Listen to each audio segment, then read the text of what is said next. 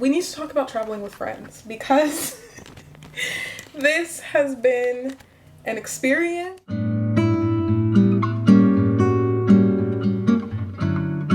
We're here in Cascais.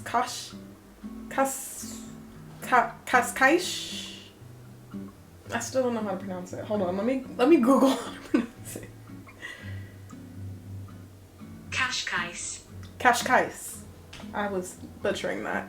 We're here, and we're here for, I say we, you and I, whoever's watching this video, are in Cascais, and I'll be here for 2 evenings, but tomorrow evening it's supposed to be raining. So we're gonna fit in all of the fun bits to see in Cascais today.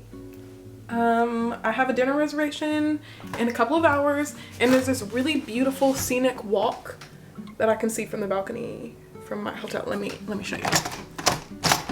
Can I open the door?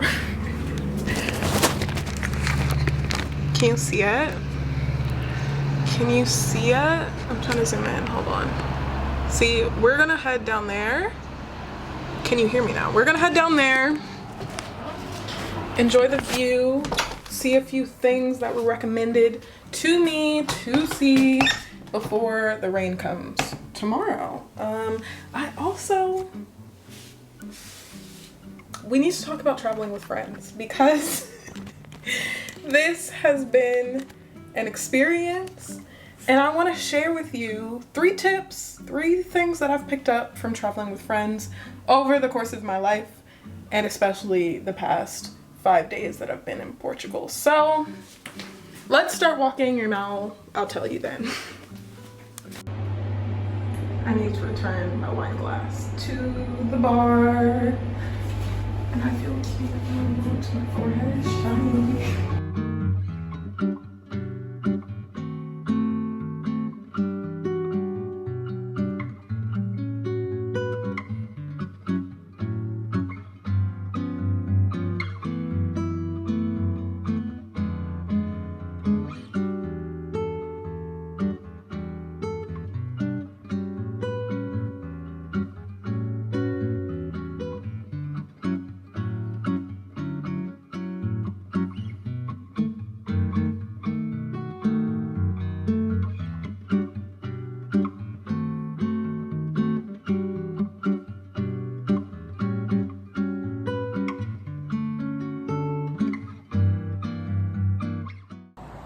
So along this road is Boca do Inferno. Don't know how to pronounce it.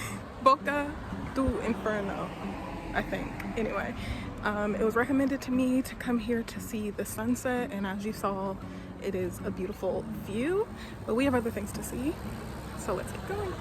I almost forgot why we were filming this video today, and so to get to my first tip about travel, my suggestion is to choose your travel buddies wisely. This might go without saying, but like, when you're friends with someone, of course you want to travel with them, but just because you're friends in your hometown doesn't mean you're gonna remain friends in a foreign country.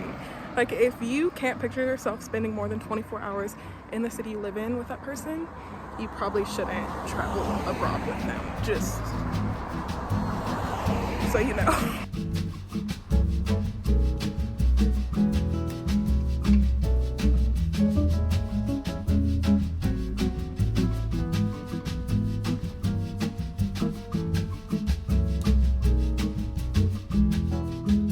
As someone who really enjoys traveling, people see my travels and are always like, oh my gosh, invite me next time.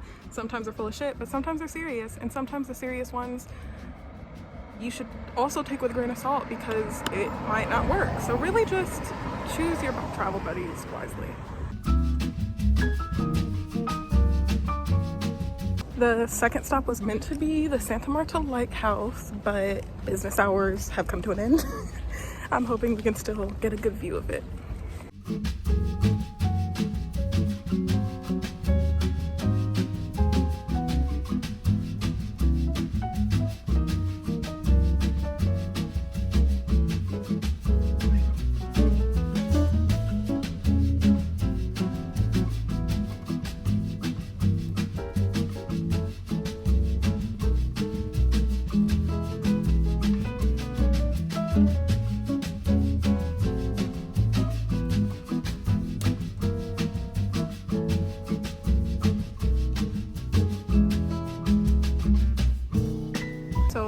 houses, currently closed, but when it is open you can buy a ticket. I hear it's pretty cheap, and go up to the top to see the view from there. So I recommend doing that. I was also told that there's often music, live music playing, and all kinds of cool stuff. So yeah. My second tip is to communicate what you imagine the trip to look like before the trip and during the trip. While the trip is happening, day to day, check in. Be like, you trying to chill today? You trying to see the city? What's the plan? What do you want? Just get on the same page about what you want your time to look like, because differences there can cause friction, which cause tension, which can cause arguments. Like, if you're the type of person who wants to go to the city and see the sights and meet people, and the other person is the type of person who just wants to chill, whatever that means, at least know that going into it. At the very least, be aware that those are your expectations.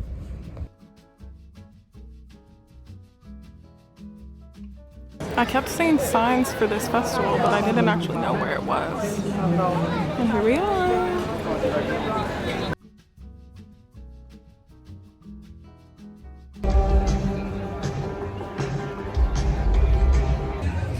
We're in the city center for dinner, which is not something that I would usually do, but here we are. It's very crowded. I think this place is going to be worth it though.